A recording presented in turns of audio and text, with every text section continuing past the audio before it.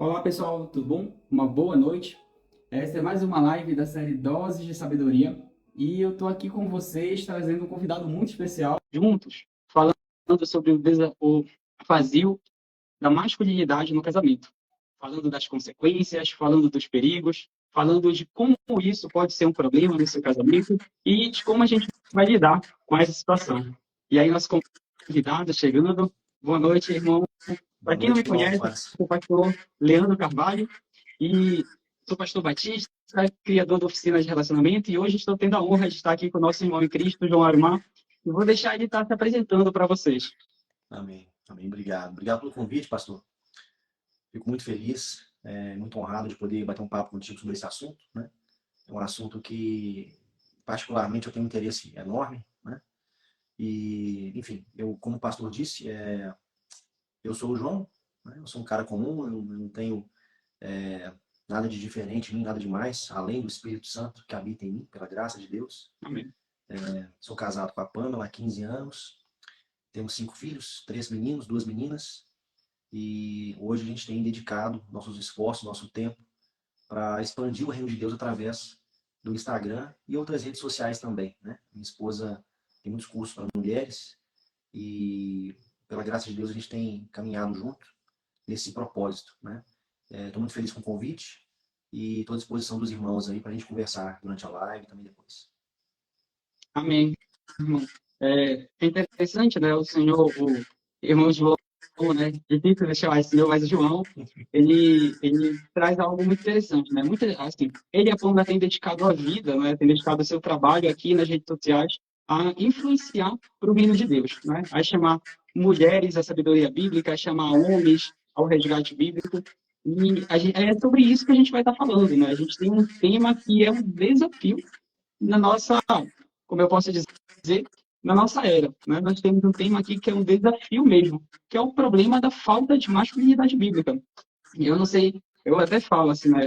Ontem eu tive a oportunidade, irmão, de estar em uma igreja palestrando para homens, e eu estava falando sobre o sacerdócio no lar. E eu falei assim, é uma bênção ver homens estudando a Bíblia, orando juntos, procurando juntos, porque muito do que tem chegado aqui na oficina de relacionamento são pessoas que não têm, como eu posso dizer, são pessoas que reclamam que, meu marido não me ajuda, meu marido não está junto comigo. Então, a gente tem notado essa ausência do homem no lar e essa ausência da liderança masculina no lar. E, e é sobre isso que a gente vai começar a falar essa noite.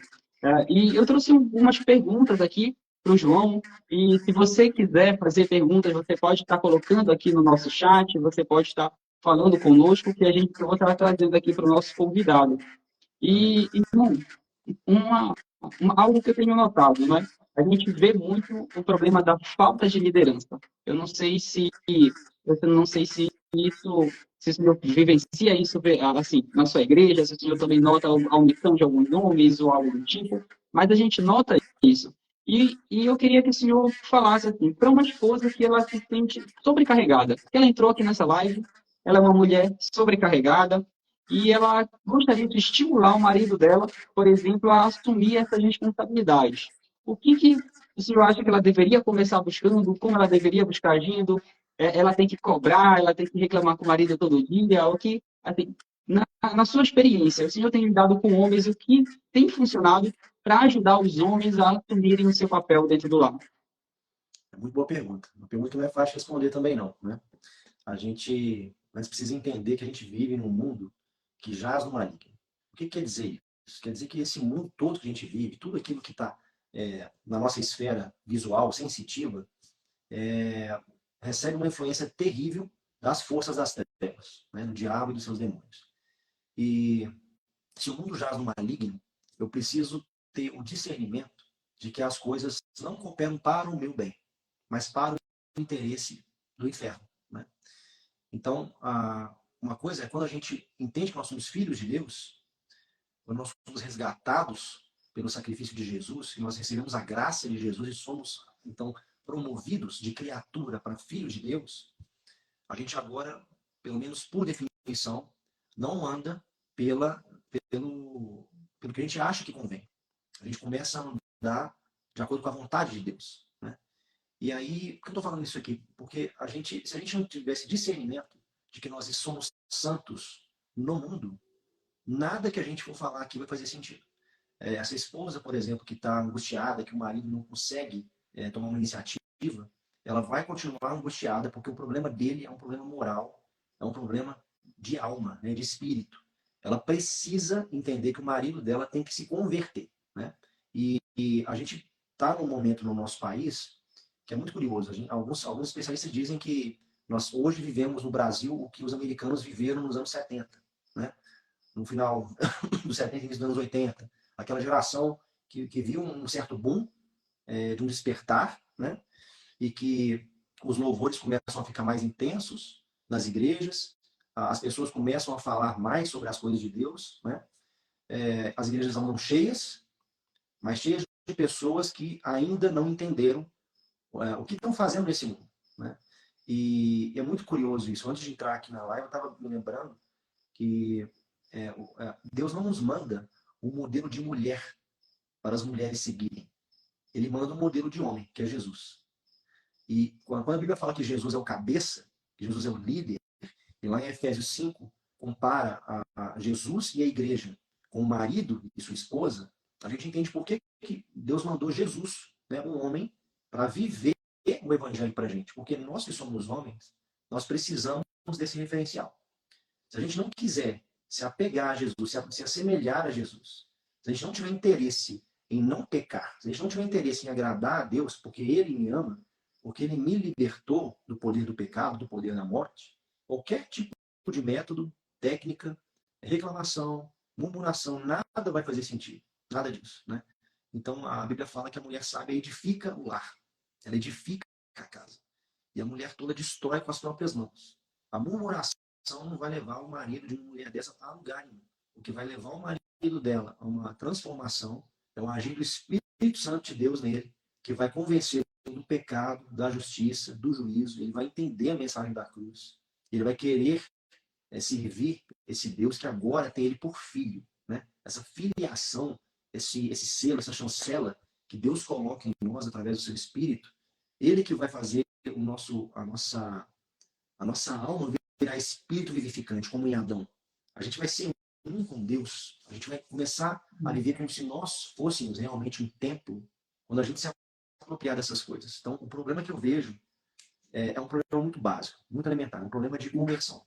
Nós temos muitos homens que estão convencidos, que como eu fui também, né, por muito tempo, cresceram, muitas vezes, na igreja, se desenvolveram na igreja, ouvindo pregações, ouvindo um monte de coisas, mas aquela estrutura da religião, aquela coisa de homens mesmo, aquelas doutrinas assim que são esquemas de homens, né?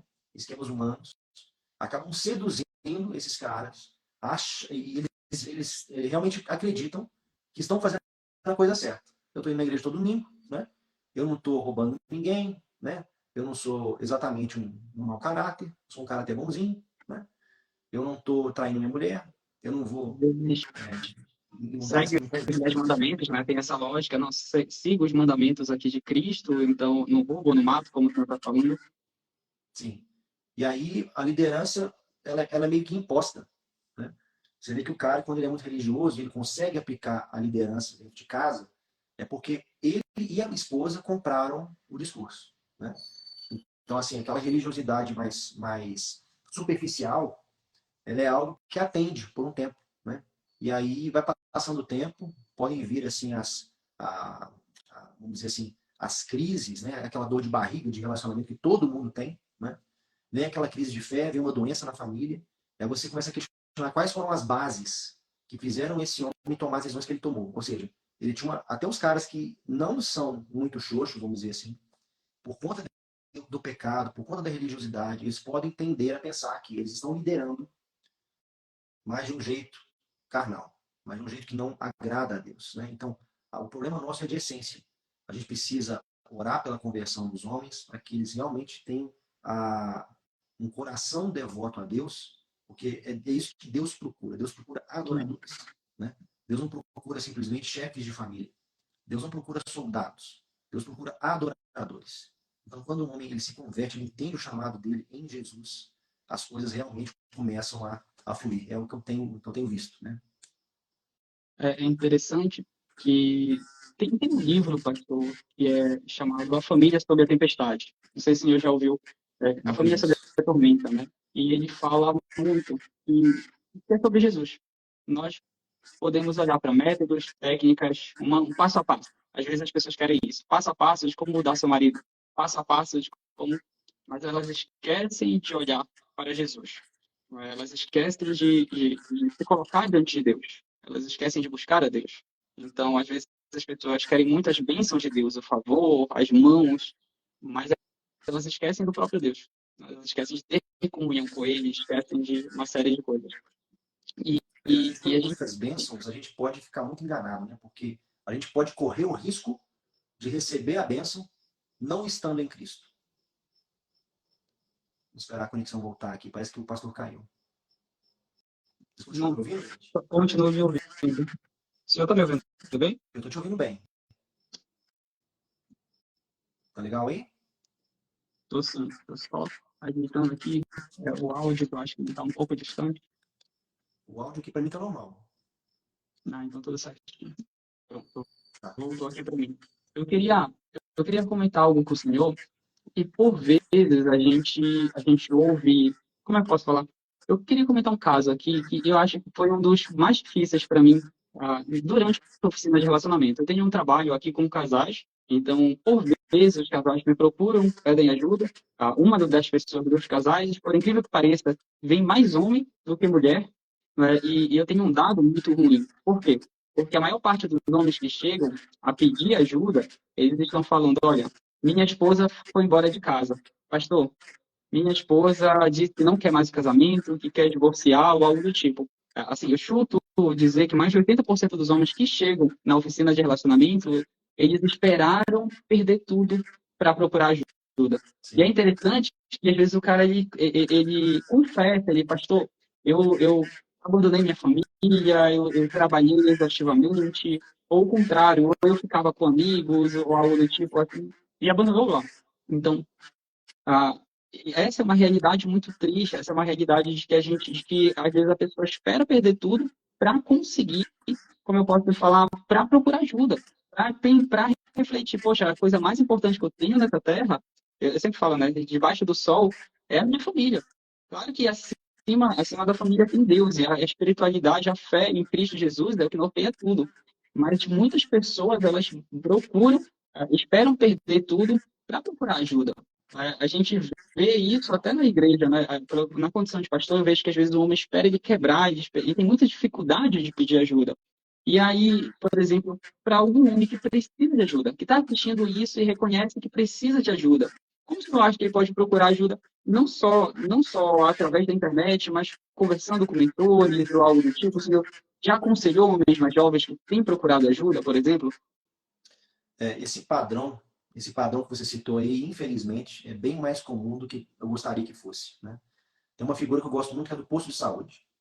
É muito comum a pessoa começar a se sentir mal, mas ela não vai no posto de saúde, né?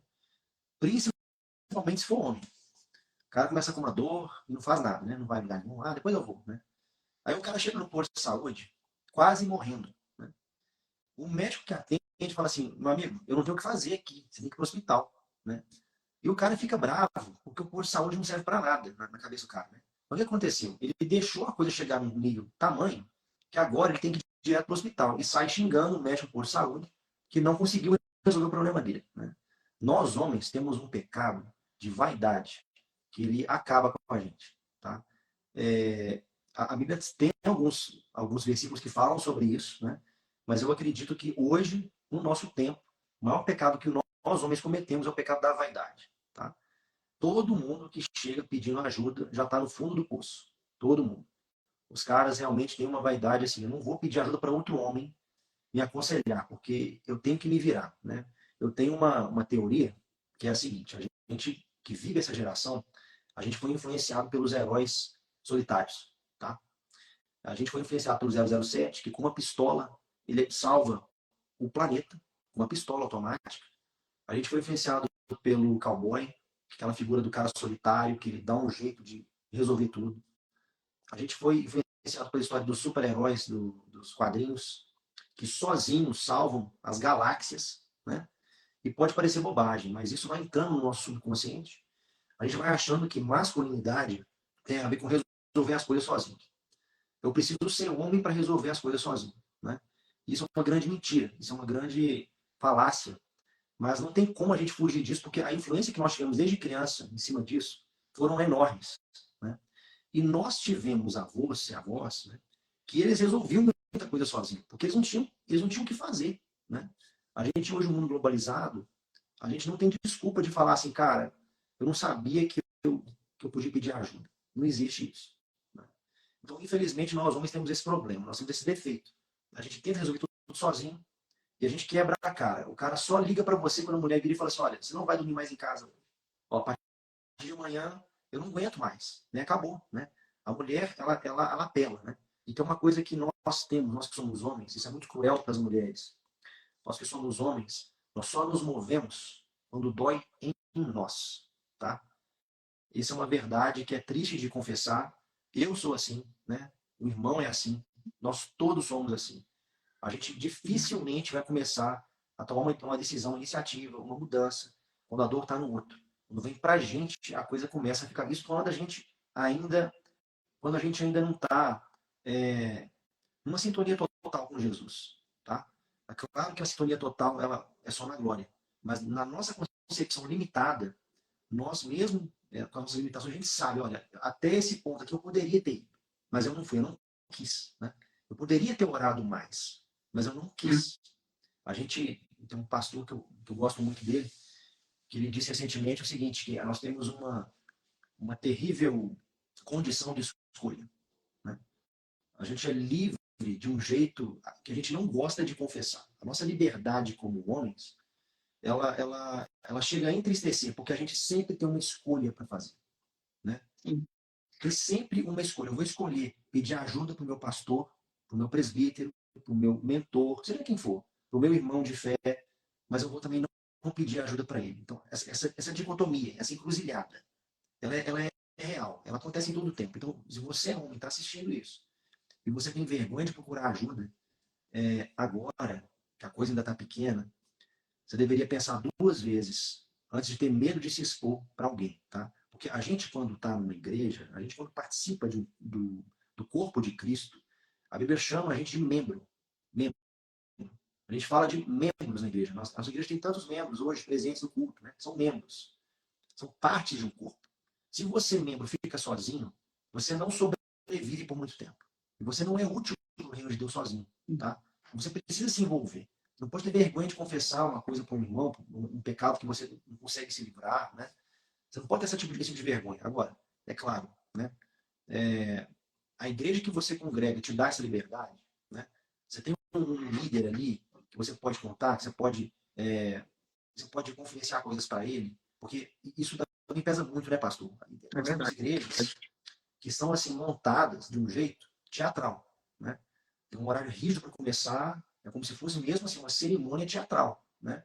E aí tem toda uma ordem, tem toda uma doxologia, né? O culto, alguns cultos são todos escritos. E se isso não for quebrado antes ou depois que se começa a cerimônia, você não vai ter a menor liberdade, o menor interesse em procurar a ajuda de qualquer pessoa. Olha, o negócio é o seguinte, cara, você chega calado, você fala quando te convidam a falar, né? Recebe a bênção de Deus e vai para casa, né? Tá todo mundo sorrindo, todo mundo bem arrumado ali dentro, né? Ou seja, eu estou num contexto ali que existe uma facilidade para se ter uma hipocrisia absurdamente alta, E né? às vezes a pessoa acha que só com ela tá o problema, né? Se tá todo mundo rindo, tá todo mundo bem arrumado, tá todo mundo aparentemente feliz, será que é só comigo? Será que só eu que peco? Será que só eu que passo por problemas? Será que só o meu casamento pode enfrentar crise? Sim. Então você tem que procurar ajuda. Se onde você congrega não existe esse acolhimento, eu vou falar uma palavra dura aqui agora, né? Não existe acolhimento pastoral onde você está, você não pode ficar nessa igreja, tá? Você precisa ser acolhido. A igreja, ela é um aprisco. E o Sim, aprisco tem que ter a sua cerca e ela tem que ter um pastor. É um aprisco, né? Então, para que eu vou fazer num lugar ninguém tem interesse em mim, né? Não tem uma programação assim destinada para discipulado, por exemplo. Não tem uma abertura para conversar com um pastor ou com um líder sobre algum assunto. essa igreja ela está morta espiritualmente. Porque o corpo de Cristo é isso. A gente começar a viver o evangelho ajudando uns aos outros mutuamente. Então a gente tem que servir onde a gente está. E a gente tem que ser ouvido também onde a gente está. Esse é o que eu tenho visto e que, graças a Deus, tem funcionado muito com quem eu converso. Graças a Deus. A gente precisa conseguir criar um espaço de acolhimento, né? Então, no qual o pecador ele tenha condições de pedir ajuda, no qual seja homem, seja mulher, tenha condições de confessar os seus pecados e ter ajuda para vencê-los, né? Ter ajuda em intercessão, ter ajuda em discipulado, ter ajuda em apoio. Esse espaço ele é fundamental, irmão, na igreja. E eu percebo que muitas vezes a gente falha em criar esse espaço para homens. Até, como o senhor falou, se criou aquela ideia do herói solitário, do lobo solitário. É interessante, eu estava enquanto o senhor fala, eu estava lembrando que é interessante que Jesus faz o contrário. Não é? Jesus, ele poucas vezes ele se mantém sozinho, só quando vai orar, e no seu momento mais difícil, na Getsêmani, ele ainda leva discípulos para orarem com ele, olha, intercedam por mim, orem junto comigo.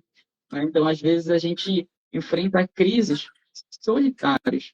E por que escolhemos passar dessa forma por algumas crises? Então, você não precisa esperar chegar numa situação tão séria para lutar pela sua família, para pedir ajuda, para buscar ajuda até em relação à sua fé. Olha, eu estou passando por uma crise de fé, eu estou com esses problemas e eu preciso de ajuda. Né? Essa ideia de ajudar uns aos outros, ela é maravilhosa no Evangelho, e ela é o Evangelho. Né? Eu sempre falo, você não é salvo para ficar só, você é salvo para ser igreja. Então, a gente precisa ter isso em mente, sabe? E por vezes, o senhor falou do local de não ter acolhimento, de não ter um pastor que promova esse acolhimento, e eu confesso que eu lembrei de um caso, eu até quero trazer para o senhor. Mas antes eu quero desejar boa noite para todo mundo que entrou agora, tem um pessoal que entrou no meio da live. Então, eu sou o pastor Leandro Carvalho, estou com o irmão João Arumar, e nós estamos falando sobre o vazio da masculinidade no casamento. Né? Então, há uma necessidade de homens que sejam líderes, há uma necessidade de homens que sejam provedores, que sejam imagem de Cristo na sua casa. Nesse sentido, nós estamos conversando aqui a respeito desse tema. E, irmão, um dos relatos mais tristes que eu recebi, ele ocorreu de uma jovem que estava grávida, e ela me contou que o marido dela, ele era pastor, mas ele não se esmerava no trabalho, né? Ele não era alguém que se dedicava ao ministério pastoral, e a igreja que eles estavam era pequena, não tinha muita condição de sustentá-lo. E aí ela trabalhava, né? E ela falou assim, pastor, quando eu peço ajuda para ele, ele me coloca contra a parede, no sentido de, ó, eu vou largar o ministério e vou trazer o sustento para dentro de casa. E é isso que tu quer? Eu largo o ministério? Então, ela contou que ele se esconde atrás daquilo e ela não queria que ele largasse o ministério, mas ela precisava de ajuda. Eles não podiam ficar na situação financeira que estavam. Eles não estavam... Ela falou assim, eu não tenho nem as coisas do bebê ainda.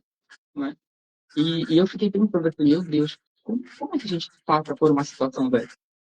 Como é que a gente, como é que a gente explica para uma pessoa, como é que a gente aconselha uma pessoa dessa? Mesmo sendo pastor, eu confesso que eu olhei essa situação assim, e foi aquele texto que eu senti que eu tinha que chorar com aqueles que choram. Porque a situação é muito difícil. Não é? A gente está numa geração de homens que querem ficar jogando videogame, querem ficar no celular, querem ficar jogando bola, mas não tem a mesma responsabilidade com a provisão do lar. Não é? E o senhor fala muito disso, né? O senhor comenta muito disso. E eu vou deixar o senhor comentar a respeito. Pois não. Olha, a gente vive muitas bizarrices nos nossos dias, né? Eu acho inconcebível um pastor ter uma renda baixa. Eu acho inconcebível isso, tá? O problema que a gente tem nas igrejas é que existe uma idolatria ao dinheiro, sabe? O dinheiro foi feito para se gastar. Foi feito para se gastar com gente, né? Eu não sou a favor de igreja, por exemplo, com caixa alto, né? Uma coisa é um caixa para passar um mês, 2 meses, um caixa para garantir que, olha, a gente está fazendo um projeto missionário, nós nos comprometemos, né, por um ano, ajudar aquele projeto. Então, ter caixa para isso, eu não acho isso ruim. Mas a igreja não é uma empresa. A igreja não pode pensar como uma empresa. A igreja não pode tratar o pastor como se fosse um reles empregado, um funcionário, como é uma faxineira, como é um segurança. Né? E o problema disso é o amor ao dinheiro. As pessoas realmente não sabem lidar com o dinheiro. Né? Dinheiro, gente, só troca de mão, né? Dinheiro vem de Deus, o ouro e a prata vem das mãos de Deus. E um ministro precisa ser cuidado. A família de um pastor precisa ser cuidado. Porque não é fácil. Você vê, eu não sou pastor, eu não sou teólogo, né? Mas eu pastoreio quem me procura. Eu estou sempre à disposição de quem me procura, né? Eu entendo que isso é uma questão de disponibilidade e de chamado também, né? Ofereço isso para os homens que caminham comigo também, né? Que estão lá no canal, Oficina de Homem, e também aqui no Instagram. Mas um homem que vive disso exclusivamente, ele precisa ser cuidado. Precisa ser cuidado. Se o sujeito hoje, ele é um teólogo, ele está dedicado a uma igreja, a igreja não consegue sustentá-lo, ele tem que buscar um trabalho fora da igreja, né? Se a igreja é pequena a ponto de não conseguir arrecadar dinheiro para sustentar essa família, é mais um motivo para ele trabalhar fora, porque ele não vai gastar a semana inteira visitando todo mundo semanalmente, porque não é isso que acontece, não é verdade? Uma coisa assim, então, um pastor, tem igrejas que são tão grandes que tem pastores dedicados só para visitar, por exemplo, idosos. Eu já fui membro de uma igreja que era assim, tinha um pastor que tinha um ministério só com idosos. Ele só fazia visita a idosos, era assim, era a semana toda visitando idosos, porque a igreja era grande. Mas uma igreja pequena que não tem condição, ela não pode obrigar o pastor a não trabalhar. Isso, isso chega a ser cruel. Isso é uma coisa que para mim é má aos olhos de Deus, tá? É claro que existem opiniões diferentes quanto a isso, não é à toa que tem tantas doutrinas diferentes nos nossos dias, né? Nós temos doutrinas de tudo que é tipo, que são ramificações de doutrinas que já eram diferentes entre si 500 anos atrás, né? Mas a gente precisa compreender que o apóstolo Paulo, quando fazia o trabalho dele missionário, de construir e formar igrejas, ele não era dedicado ao ministério. A Bíblia nos dá a entender que ele tinha um trabalho, inclusive que ele é mencionado que ele fazia tendas, né? Então, o apóstolo Paulo, ele tinha um trabalho formal, um horário, vamos dizer assim, um horário comercial, né? E ele fazia o segundo turno no ministério, né? Então, nesse contexto, eu entendo perfeitamente a questão do pastor ter um salário dobrado, porque ele trabalhava dobrado. Ele tinha que trabalhar na seara dos homens e na seara de Deus. Ele tinha dois ofícios, tá? A gente pode divagar isso por muitas referências, né? Por muitas horas, né? Mas a gente tem um chamado como homens que ele vem antes do chamado vocacional, tá? Eu entendo que existe uma essência em nós aqui que não tem como a gente negociar, que a gente consegue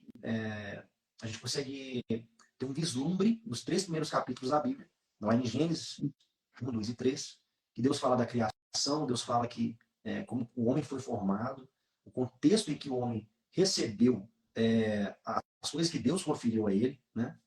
E aí, nesse contexto, Deus deu para o homem o quê? Deus plantou um jardim para o homem. Deus plantou o jardim para o homem. Ou seja, Deus preparou o terreno para esse homem trabalhar. Deus colocou Adão no jardim, deu uma tarefa para ele, um trabalho para ele fazer. Olha, deixa isso aqui arrumado, deixa isso aqui ajeitado, né? Deus fez isso com o homem antes que houvesse pecado. E aí a Bíblia nos dá a entender que existem 3 princípios ali no Gênesis que eu trabalho com os homens que caminham comigo, né? Que é o princípio do você cuidar, de você proteger e você se sacrificar. Isso vem antes que houvesse pastor no mundo, tá? Tudo que Deus nos dá, a gente cuida, a gente protege contra os nossos inimigos. E quando Deus nos dá uma família, que foi o que fez em Eva, nós nos sacrificamos por nossas famílias. Esse é o nosso chamado essencial, são esses 3 pilares. Isso, não há nada que possa contestar isso, tá? Então, quando o homem está numa situação que essas 3 coisas elas são colocadas em xeque, uma dessas coisas é exigida dele, ele precisa orar a Deus e falar assim, Deus, qual que é o meu propósito nisso aqui? O que o Senhor me quer fazendo aqui? Tá? Porque nada impede um homem de se dedicar integralmente à seara. Mas ele tem que cuidar da família dele. Então, quando a igreja não dá essas ferramentas para ele, quando a igreja não dá os recursos para ele, a igreja não pode forçá-lo a não procurar trabalho durante a semana. Isso é uma coisa incabível, né? E, assim, como eu já trabalhei fora por muito tempo, eu era da comercial, né? Eu trabalhei viajando de segunda a quinta, ou de terça a sexta, quase toda semana, por, sei lá, muito tempo, né? Mais do que eu gostaria. A gente aprende no trabalho em campo, que se a gente fizer um bom planejamento, a gente consegue fazer muita coisa. Eu tive um pastor, um servo de Deus, um cara que é amigo de Deus. Esse pastor também foi da comercial como eu. E quando ele virou integralmente pastor, ele começou a aplicar na igreja o que ele aprendeu na seara dos homens. Então ele tinha uma agenda de visitas que ele conseguia cobrir todo mundo em 15 dias. Tá? E de 15 em 15 dias cobria todo mundo. E aí, com o tempo, ele acabou voltando a trabalhar também, porque ele viu que não tinha demanda para ele. Ele falou, cara, eu estou ocioso. Né? Você começa a orar a Deus, Deus, o que eu faço? Né? O que eu posso fazer? E Deus direcionou ele a conversar com a liderança, falar, olha, eu quero voltar a trabalhar porque eu já consigo atender vocês. Né? Igreja de 200 e poucos membros. Né? Então, Impressionante. então, assim, a gente precisa entender que nós somos feitos para fazer. Nós que somos homens, nós nascemos para fazer. A gente tem que estar sempre fazendo alguma coisa. E a liderança tem a ver com isso, né? Porque Jesus, quando vem ao mundo, e ele primeiramente, né, abre mão da sua própria glória. Depois ele se encarna, né, numa família pobre. Ele cresce, se desenvolve, numa família de carpinteiro. Ou seja, ele abriu mão de muita coisa.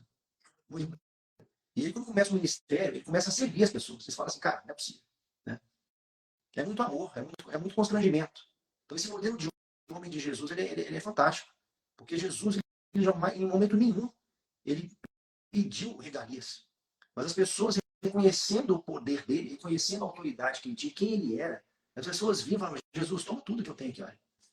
Olha, eu tenho esse perfume aqui, ó, toma o perfume, toma tudo. Né? O que eu posso fazer, Jesus? Não, os pecados são perdoados, querido. Acabou. Né? E ele lavou os pés dos discípulos, cara. A Bíblia não fala de Jesus dentro de casa, né? Eu não falo como Jesus era dentro de casa, com Maria, com José, mas eu imagino o filho perfeito. Jesus era o filho perfeito. Que serve, né? Aquele que serve. Jesus, nos nossos dias, né? Jesus, ele passava pano na casa, ele lavava a louça para a mãe, ele trocava fralda de bebê, não tinha fralda naquela época, né? Ele limpava traseiro de mãozinha, né? Ajudava a dar banho, cuidava dos bichinhos, ajudava o pai, José, na carpintaria, guardando tudo, né? Quem sabe lixando ferramentas. Ele é um filho perfeito. E aí a gente não quer servir, né, cara? A gente é homem, a gente entra num relacionamento com essa cabeça, né? Não, agora eu sou casado, tenho esposa, né? Agora eu quero ser servido, né? De onde você tirou isso? Né? Exatamente. No reino de Deus, eu falei isso algumas semanas atrás, né, pregando. No reino de Deus, o maior não é o mais próspero, não é o mais bonito, não é o mais erudito, não é aquela pessoa que mais deu certo na vida. No reino de Deus, o maior é aquele que mais serve. Né? Jesus fala isso, ó, aquele que quer ser maior, sirva a todos, então. E ele é o nosso modelo de masculinidade. Ele é o nosso modelo de ser humano. Né? Então, a gente precisa olhar para esses papéis masculinos que são trazidos lá do Éden e são resgatados em Cristo, né? No segundo Adão. Se a gente não olhar esses papéis masculinos, a gente se perde. No mundo que fala tanta coisa, que você pode ser o que você quiser, que quer desconstruir muito do que tem sido o papel masculino, a gente acaba se perdendo. Se a gente não olhar para as Escrituras, se a gente não olhar para o Cristo encarnado, a gente acaba se perdendo. Por isso, é necessário a gente buscar em Cristo os nossos referenciais. Por isso é tão importante a gente olhar para Jesus, a gente entender que é tudo sobre Jesus. Sem isso, irmão, a gente está largado a mercê da própria sorte. O Rafa até comentou aqui, pô, você já é pastor de ofício, meu irmão João. Já é pastor antes do título. Eu sou testemunha do Homem de Respeito aqui no Instagram. Olha aí, aluno, Linton, né? Eu sempre falo que todo líder tem um coração pastoral, né? Então todo homem também, eu defendo isso, né? Todo homem tem um coração pastoral. Você é chamado a pastorear a sua família. Pastor Estevão Fernandes, salvo engano da PIB de João Pessoa, ele sempre fala que quando ele chegar no grande dia, Deus vai olhar assim e perguntar, falar, ó, o que você fez com Neide? Né? O que você... Neide é a esposa dele, né? Então ela cresceu, ela floresceu, ela se tornou uma mulher mais parecida com meu filho, ela foi feliz ao seu lado.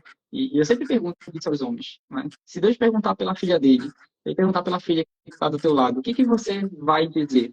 E a gente tem esse desafio mesmo. A gente tem esse desafio de ser aquele que serve, ser aquele que busca resgatar, ser aquele que busca lutar pela família servindo a Cristo. Não é para ser servido, não é para impor autoridade, não é para para se impor. Pelo contrário, é para a gente buscar, assim, para a gente ter uma liderança seguidora. E o nosso horário tem avançado, João, mas eu gostaria de colocar uma pergunta aqui, irmão, que é para aquele homem que quer ajuda, né? Para aquele homem que me ouviu essa noite e fala, é, irmão João, como é que eu posso ser ajudado? Seu programa está aberto, Homens de Respeito tá com as inscrições abertas, como é que funciona? Como é que ele faz? Olha, quem precisa de ajuda precisa procurar ajuda depressa, né? Eu sugiro procurar no direct mesmo, no privado, né? Se não quiser usar o Instagram, tem um canal no Telegram, que é a Oficina de Homem. O link está na minha bio, é só entrar ali dentro, me procurar.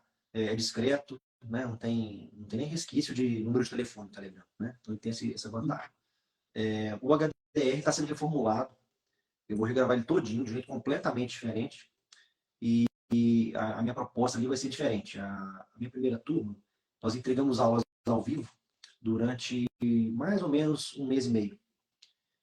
E as aulas ficaram gravadas, os alunos tiveram acesso por um ano. E durante a administração das aulas, depois passou mais um mês, eu fiquei disponível para quem precisasse, né, à vontade. Na segunda turma que nós lançamos no final do ano passado, eu já lancei de um jeito diferente. Eu já coloquei 40 dias de acompanhamento. As aulas já estavam gravadas e por 40 dias eu estava à disposição de quem precisasse, a hora que fosse, né, para aconselhar e tudo mais. E agora nós vamos fazer de um jeito diferente. Vamos fazer de um jeito que vai ter mais aulas, vai ter aulas mais curtas também. Foi um feedback que eu tive de alguns que não estavam com tempo de escutar 2 horas de aula, né? E chegou a aula que tinha que ter 2 horas de duração. Então nós vamos, o cenário está quase pronto, né? Estamos ajeitando umas coisinhas lá no nosso espaço. Eu e minha mulher dividimos o mesmo espaço, a gente está montando um negócio mais arrumadinho, por necessidade, né? E aí a gente vai mudar um pouco isso, porque tem muitos homens que deixam para assistir o curso quando está vencendo o acesso. A gente é tão procrastinador que até quando a gente compra um curso, a Olha, é gente verdade. deixa de faltar uma semana para começar a assistir, né? E já teve esposa que mandou mensagem para mim agradecendo que o marido, graças a Deus, resolveu assistir o curso no final dos 48 do segundo tempo e deu mudança já uma semana depois que ele assistiu a primeira aula, né? Já mudou em casa, Olha, muito bem. né? Graças a Deus o cara deu tempo de assistir, né? Então a gente vai mudar um pouco isso. Nesses 40 dias eu vou colocar a minha disponibilidade por um tempo bem maior. Durante o acesso do curso, a hora que ele quiser, ele procurar. Então vai ter um ano de disponibilidade de aconselhamento meu para quem caminhar comigo, né? Mas não espere o curso sair, tá?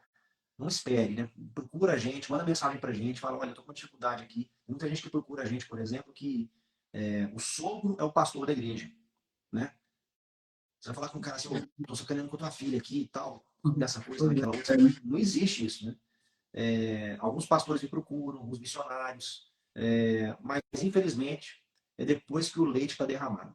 O cara espera mesmo assim, chegar no fundo do poço para pedir ajuda, né? Começou a doer nele. Quando dói nele, ele procura ajuda. Então não deixe de pedir, tá? Não espera um curso ficar disponível, não. Já manda de uma vez, manda mensagem pra gente, né? E procure se desenvolver. A gente está num ambiente aqui de muitas mulheres. No Instagram, mais de 80% do Instagram é de mulheres, talvez 85% são mulheres. E as mulheres elas têm uma necessidade tão grande de busca por pastoreio, por busca de uma liderança, né? Que elas têm consumido muito conteúdo na internet. E os homens não, né? Os homens acham que está tudo certo, que não dá nada, né? Então, uma lástima. Né? A gente vive hoje dias difíceis porque falta homem. Falta homem mirando no homem, com H maiúsculo, em Jesus. O feminismo cresceu por falta de hombridade. Nossos jovens estão perdidos porque não tem homem para referenciar esses jovens. Né? É só você entrar numa igreja hoje e procura um homem. Procura um homem. Vou caçar aqui um homem. Um cara que tem cara de homem, que tem jeito de homem. Né? Procura esse cara. Você vai ter dificuldade de achar esse cara. Pode ter 200 homens ali assentados. Você vai ter dificuldade de achar um homem. Certo? E é isso que está acabando com o mundo. Porque existe uma guerra hoje contra a família. Tá?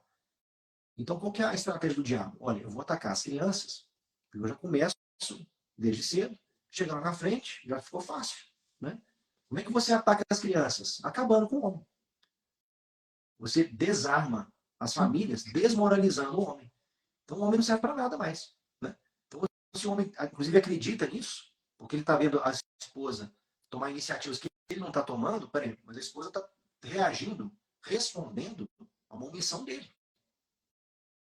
Mas os caras não enxergam. Né? Os caras realmente esperam, assim, sentir na pele para procurar uma ajuda. Cara, cara, é triste. Porque muitos caras que me procuram, depois de alguns dias, cara, deu uma melhora. Cara, Nossa, amigo, é verdade. ele só quis resolver o problema dele. Você vê que esse é o problema do cara, cara. É um problema moral. Ele tem um problema espiritual. Ele não tá nem aí para Deus, cara. Ele quer saber o seguinte: eu quero saber quando que eu vou voltar a fazer sexo com minha mulher. Quando é que eu vou voltar a ser bem tratado dentro da minha casa? Quando é que minha mulher vai voltar a cozinhar para mim? Só dói no cara. Por quê? Porque o cara não tem Jesus. Ele não tem Jesus. O que vai resolver o problema dessa família é Jesus. É só Jesus que consegue resolver esse problema de consertar pessoas. Irmão, o senhor falou uma frase maravilhosa agora, só Jesus. Vez ou outra eu falo que eu sou pastor apenas porque eu acredito que Jesus transforma pessoas. Eu acredito no poder transformador de Deus. E é Amém. por isso que eu estou gastando a minha vida com isso. Quando a gente acredita no que Jesus pode fazer, quando a gente se coloca para que, olha, Senhor, tu podes transformar a minha vida, então verdadeiros milagres podem acontecer na família. Eu já vi isso acontecer muitas vezes, né? Aqui uma irmã comentou, ó, eu lembro da minha juventude, de quando tinha meu pai em casa, mas ele sempre foi ausente. Olha que problema, não é? Olha que problema que a gente enfrenta nessa geração e a gente tem enfrentado nas famílias. Nosso desafio aqui é exatamente esse: vencer. Vencer não simplesmente para reatar relacionamentos, não simplesmente para, como o senhor falou, para ter intimidade entre homem e mulher, embora tudo isso seja importante, mas para ter pessoas que sirvam a Cristo verdadeiramente e formem uma geração que leve o evangelho mais longe, que leve o evangelho aonde a gente ainda não chegou. Né? Então Amém. a gente precisa ter isso em mente. Amém. Irmão, eu quero lhe agradecer pela sua presença. Eu quero lhe contar que é uma honra. Quero lhe contar que é uma honra estar aqui com o senhor. É, eu vou contar um pequeno testemunho. A minha esposa foi, foi aluna da sua esposa na época que nós éramos noivos, 3 anos atrás. Que benção. Então, a sua vida, a vida da sua esposa, abençoaram muito a minha família, abençoaram muito, me ajudaram muito no começo do casamento. Então, assim, é uma honra estar aqui contigo hoje, é uma honra ver você fazendo esse trabalho e auxiliando homens a se tornarem mais parecidos com Cristo. Né? Eu acredito que nós temos lançado a semente do reino e o nosso trabalho no Senhor não é em vão. Nem sempre a gente vê diretamente o fruto daquilo que a gente faz, mas o nosso trabalho no Senhor não é em vão. E Amém. eu também quero agradecer por hoje. Amém. Você quer deixar um último recado aí para os homens, o pessoal que participou? Não, vamos fazer uma oração por esses homens, né? Que vão assistir Vamos sim, aqui. Vamos orar pelo seu ministério também. Vamos orar então? vamos sim.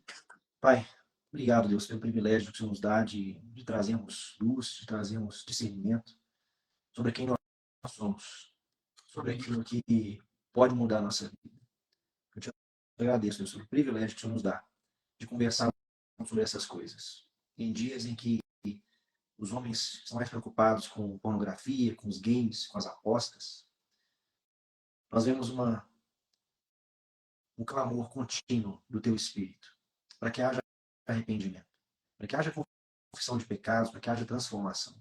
Amém, Senhor. Nós oramos por esses homens, Deus, que vierem assistir essa transmissão, que vierem escutar essa transmissão, para que o teu Santo Espírito possa convencê-los de que há muito mais para ser feito. Há muito mais para ser feito, Deus.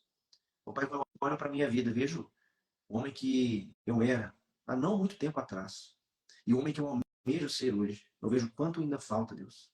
Quanto ainda falta para que o Senhor Jesus seja glorificado em tudo na minha vida. Mas nós temos, pela tua graça, o teu Espírito Santo que habita em nós e que há de nos fortalecer, que há de nos armar até os dentes contra os principados e potestades que a todo tempo querem acabar, querem destruir, querem matar e roubar tudo aquilo que o Senhor tem para nos dar. É verdade, Senhor. Te agradeço, Deus, pela vida do teu servo, por esse pastor dedicado que disponibilizou o seu tempo para falar comigo hoje. Abençoe o seu ministério. Deus. Em nome de Jesus. Que ele possa ser luz onde quer que ele pise. Abençoa sua família, sua esposa. Que as pessoas possam recorrer a ele, Deus, como uma referência do Senhor. Que os homens possam procurá-lo, Deus, com realmente uma intencionalidade de transformação. Que o Senhor nos dê a graça, Deus, de testemunharmos os campos sendo colhidos. E os campos estão cheios, Deus. Estão cheios. Que essa mensagem possa chegar a muitos homens, Deus. A muitos pais de família, a muitos maridos, a muitos noivos, a muitos jovens. Que eles possam aprender com os nossos erros, Deus. Não com os próprios erros. Priva eles desse desgosto da vida, Deus. De saber que poderia ter sido tão diferente. Já há tanto tempo. Mas eu te louvo, Deus, porque tudo tem propósito. Há propósito para tudo debaixo do sol, como a tua palavra nos diz. E houve propósito nos nossos tropeços. Houve propósito, Deus, nas nossas inquietudes, nas nossas ansiedades. Agora nós podemos ser usados pelo Senhor para que outros homens sejam abençoados, sejam agraciados, sejam privados de dor e sofrimento sem sentido. Abençoa cada lar representado, Deus, que está tendo acesso a essa conversa. Manifesta, Deus, o teu Espírito Santo sobre cada lar representado nessa conversa, Deus. Em nome de Jesus, nós te agradecemos, nós te adoramos, nós te exaltamos, nós declaramos, Deus, a tua santidade, o teu poder, a tua autoridade. Nós declaramos, Deus, a nossa total dependência do Senhor. Declaramos, Deus, que nós somos teus. Em nome de Jesus. Amém. Amém. Amém. Amém. Foi uma honra para mim, um privilégio para mim. E que Deus te abençoe e te guarde, querido. Amém, irmão. Um prazer também. Deus abençoe. Muito obrigado. Obrigado, pessoal. Uma boa noite a todos vocês. Que Deus abençoe você e a sua família. Amém. Boa noite, gente. Obrigado. Tchau, tchau. Tchau, tchau.